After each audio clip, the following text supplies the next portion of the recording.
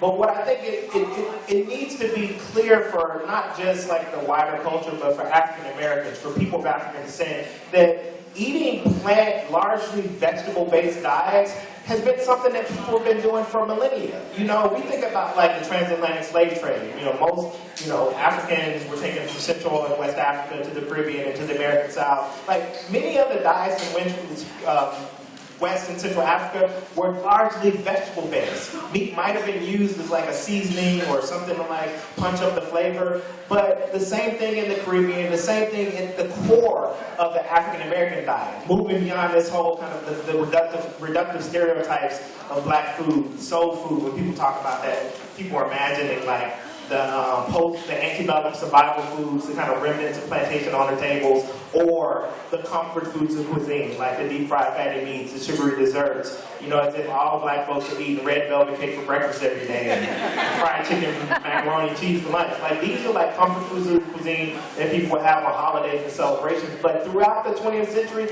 there's a thread of activism, health activism, from Seventh-day Adventists who've long called for vegetarian and vegan diets, African American, black Seventh-day Adventists, to Rastafarians, to people like the social justice activist Dick Gregory, who has been doing health activism since the late 60s, to the hip hop group Boogie Down Productions and KRS-One. So this whole idea that eating vegan or vegetarian is a white thing, we need to expel these myths and reclaim the legacies that we have in our own cultures and our own communities that are about eating close to the earth, eating food that is local in the backyard garden, that's always in season, and often harvested right before the meal.